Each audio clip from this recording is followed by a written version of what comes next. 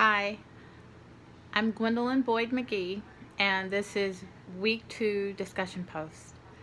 The two most interesting things that I learned this week were both covered in the required readings of the textbook.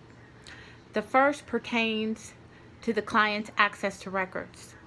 The laws that provide guidance and the regulations regarding medical records are the same that mandate mental health records. These laws have precedent in the cases of People v. Cohen, 1979, and the claim of Gherkin, 1980. So it would be safe to assume that the client would have access to notes in their files, permission to copy these notes, or grant permission for these notes to be transferred to other professionals. But this is not exactly correct. According to what I learned in the textbook, there can be situations that the counselor refuses to grant access to the case notes of a client if they believe that it can be harmful to them. The counselor could explain to the client that these are personal notes written explicitly for the counselor's use, and the client may be understanding about the situation.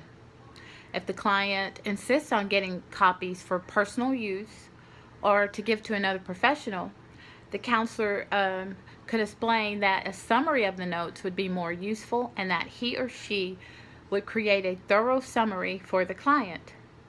If the client is not agreeable with this suggestion, there are legal steps that could be taken to demand the release of the notes, since the law is on the client's side, as indicated in the legal precedent of application of Striegel, 1977. The other interesting thing that I learned is actually a case study in one of the chapters. It involves a school counselor receiving a visit from a man who has a subpoena for the records of one of the students who she has been counseling because his parents are going through a divorce. The subpoena has been issued from the attorney of the student's father.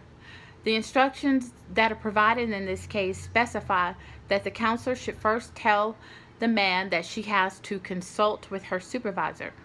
And this is something that Dr. Lackey has fervently mentioned in this week's webinar. She should also explain that copies of the records will be made available at a later time once she has determined that the subpoena is valid.